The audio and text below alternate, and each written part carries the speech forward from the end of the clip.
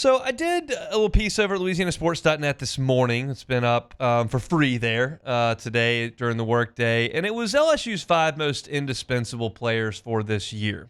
You can read this either way you want to read it, depending on how you're wired. If you think that this is a big old jinx of a story, you can just choose to say these are the 5 most important guys that LSU has that are going to be really good for them this year. If you want to take it kind of literally the way that I put it, I'm just saying, well, if you miss some time here, they're like, who are the guys that are going to be the most difficult to replace? And that was the point of kind of putting the story together. Before I get into the rankings 1 through 5, I want to be very clear about this up front. This team has got a ton of depth. And there are a lot of places on this roster where I think a hiccup here with an injury there, you're just going to keep on rolling. I don't think there's a single wide receiver that LSU just simply cannot replace on this team. I don't want to lose 3, but I don't think there's a single wide receiver that LSU just cannot do without. I feel the same way when you look at LSU at defensive end. Like, there are some different skill sets there. I think Patrick Payton and Jack Pyburn are a little bit different. I think Gabe Relaford's a little bit different, but I think you've got 4 guys there that you feel really good about. If one of them had to miss a month, like, you would be okay. There is depth like that all over this roster. There are a couple of places where I think there would be a pretty precipitous fall off, and that's kind of what I wanted to get into with the meat of this piece on LouisianaSports.net. Number 1 on this list is very obvious, but I am going to point it out. It is Garrett Nussmeier, the quarterback. There are very, very, very, very few teams in college football that can handle their quarterback going out. There are no teams in college football that return a quarterback who threw for more yards than Garrett Nussmeier last year. So this does not make LSU some sort of outlier. It doesn't make LSU have some sort of weakness at quarterback. In fact, you've got a guy as your backup that started 8 games in the SEC last year. That's pretty rare too. But I would suggest if Garrett Nussmeier had to miss 3 series, if he had to miss a week, if he had to miss a month, you would have to change the way that you run your offense. Michael Van Buren right now is not capable of running the offense that Garrett Nussmeier pilots to this point. You would have to change some things up to keep Michael Van Buren comfortable. That would be a huge drop-off in my estimation. That's the number 1 most indispensable player on this team is Garrett Nussmeier, and quite frankly, that's going to be the case for most of the teams you look at in college football. You lose your starting quarterback, you're probably in some trouble.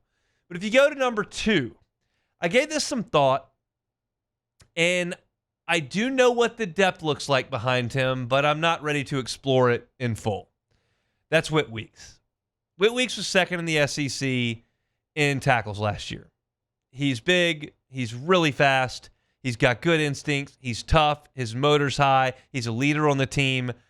I don't really want to go out there with West Weeks and Tylen Singleton playing the middle of the defense. That's not something I'm super interested in at the moment. So to me, he comes up at number 2 on this list. I think Whit's going to have an awesome year. I am not concerned with the fact that he did not practice on Friday and did not practice on Monday. I truly think they're just taking it easy with him. He's a veteran. He's been now in this system with Blake Baker for a couple of years. Like, I think that he's okay from that perspective. I think he's indispensable for LSU at this point in the middle of the defense. So Nussmeier at number 1, Whit Weeks at number 2.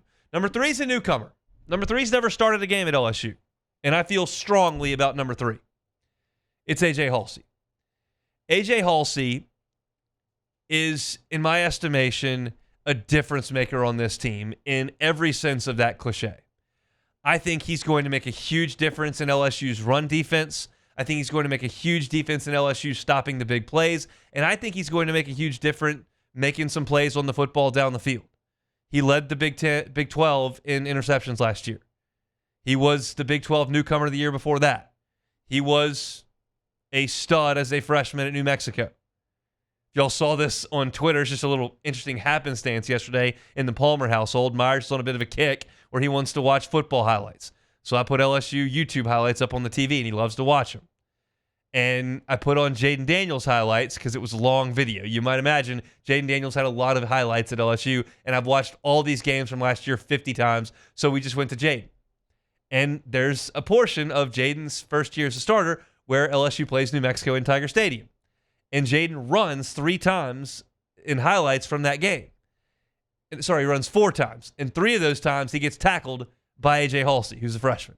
Complete aside there, not relevant to this conversation as we come into this season, but you get the picture. He is a guy who is a really good player at a position where LSU did not play well last year. So to me, yes, I know you've got Deshaun Spears right behind him. I know you've got Javian Toviano right behind him. I know you can still move Jordan Gilbert back from star to safety. It's not like LSU would be lost in the wilderness without one of its starting safeties, but I think AJ Halsey's that good. So I have him at number 3 as in LSU's most indispensable players at this point. Number 4, this is a guy that Brian Kelly spoke about on Tuesday. Talked about on Tuesday. It's a guy that was working with the twos in the spring and a guy that was a solid player last year at a different place. It's Braylon Moore at center. Brian Kelly talked about how Moore is kind of the linchpin to make everything work.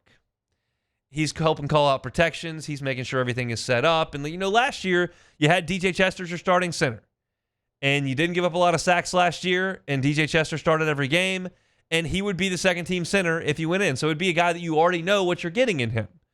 But also, DJ Chester last year was playing between Garrett Dellinger and Miles Frazier. I'm not ready to put Josh Thompson and Paul Mabinga in that category yet. So you need somebody really strong at center. And I think Braylon Moore is very strong at center. He's been incredible in the one-on-one reps that he's done, that we've seen. And I think that there's reason to believe after a year starting in the ACC at center, another year starting at right guard, that he is a quality player in the middle of LSU's offense. I don't want to see him move out and put Chester back in there. I think Chester's good competing at the guard spot. I think you take a step back at center if Moore's not in there. So to me, Braylon Moore is number 4. That's 1, Garrett Nussmeier, 2, Whit Weeks, 3, AJ Halsey, 4, Braylon Moore. And number 5, I could argue should be a little bit higher on this list. You could make that argument as well. This is where I settled on it. It's Kaden Durham at number 5. Caleb Jackson's a talented guy. Harlem Berry is immensely talented. You've moved Juwan Johnson back there, who's dynamic with the ball in his hands. And I think LSU, with those 4 running backs, has enough depth. If Durham were to go down and then all of a sudden Caleb Jackson is getting 19 carries a game, I think you have stepped back a little bit. The reason I say that, if you had one of those phenomenal LSU offensive lines, the 2011 offensive line, the 2003 offensive line, some of those groups, Caleb Jackson would be a star because I think he would have a lot of room to run. I think he would get up to that full head of steam. I think he would run over some safeties. I think he would stiff arm some linebackers. I think he would bust some big gains. I think he would be a really quality running back on one of those teams. But when you're talking about a team that's struggling to create lanes and you need a guy to make guys miss in the hole to break tackles at the line of scrimmage, that's what Kaden Durham's really good at. Caleb Jackson has not shown that aptitude, and I haven't seen that yet. Haven't been given the opportunity to see that from Harlem Berry, but at this point, at his size, it's kind of hard to imagine Harlem Berry taking 20 carries a game every week. So I think that 1 through 4, you're good. You got Durham up the front, lead dog. You got Jackson's a change of pace. You've got Berry to come in when you need some fresh legs, and you've got Juwan Johnson as kind of a gadget guy who's dynamic with the ball. Like, that's a good enough room at running back. But if Durham went out and everybody had to move up a peg, then it's not what it needs to be, to me. And to only have 3 SEC running backs at that point would be too light. So Kaden Durham is, to me, the 5th guy on this list as an indispensable player based on what's behind him. I think Durham's going to have an awesome year. I think Moore's going to have a very good year. I'm super, super excited for y'all to get a chance to see AJ Halsey. I think you'll be thrilled with the way that he plays position at safety. You know what Whit Weeks is. You know what it could be without him. And then, of course, you're starting quarterback in Garrett Nussmeier. You just don't want to go out there and play without your dude at quarterback. So that's my 5 guys who are indispensable for this LSU football roster. If you're in the Bayou Ford chat, want to let me know who you think I missed out on there. You think that it ought to be somebody at the wide receiver spot that you don't want to go on without. If you think that Mansour Delane is just a veteran corner you don't want to play without. If you feel like Patrick Payton gives the best pass rush ability or Jack Pyburn is the best at setting the edge on the defense. If you feel like Bernard Gooden at this point is somebody you cannot play without. I can listen to those arguments for sure. These are the 5 that I came up with, put them up on LouisianaSports.net this morning, and that's kind of my story, but I'm open to your suggestions in the Bayou Ford chat on YouTube. Also, hey, thanks for watching Hunt on LSU. Before you get out of here, do us a couple of favors. Hit that like button, leave your comments below, and subscribe to the channel for all your Fighting Tiger football talk. See you next time.